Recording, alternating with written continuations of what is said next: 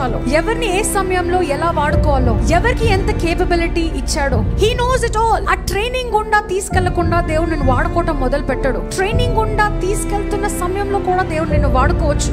కానీ నువ్వు ట్రైనింగ్ కే సిద్ధపడకుండా దేవుడు నిన్ను కరెక్ట్ చేస్తున్నప్పుడు కరెక్షన్ తీసుకొని వ్యక్తిగా నువ్వు ఉంటే, he will not give you a chance. I always say to you, God is not looking for talented people, he is looking for available people. So దేనికోసం పోరాడుతున్నావు ఈరోజు? What are you fighting for? Online లో shopping చేయడానికి ఇష్టం అనిపిస్తుంది, డబ్బులు లేవా? EMI option అక్కడ పడిస్తాడు, ఆ ఆప్షన్ కట్టి మరీ బట్టలు తీసుకోవాలి. ఉన్న ఒక్క డ్రెస్ ఇతరులకు ఇవ్వడానికి నీకు హృదయం కలగదు. పాతగైన డ్రెస్సులు ఇతరులకి పంచి పెట్టడానికి నీకు హృదయం కలగదు. కానీ బీరువా నిండా బట్టలు ఉండాలి, అది పడిపోతుండాలి, ఆయన కొత్త బట్టలు తీసుకెళ్లి కుక్కేయాలి. And you ask God, why are you not blessing me? అప్పు చేసి కొనుక్కోమని దేవుడు చెప్పాడా? Never being satisfied with what you have. నీకున్న దాంట్లో సంతోషంగా ఉండకపోవటము. Today these are all the things మనం కన్విక్ట్ చేయడానికి దేవుడు మాట్లాడుతున్నాడు. Fight a good fight.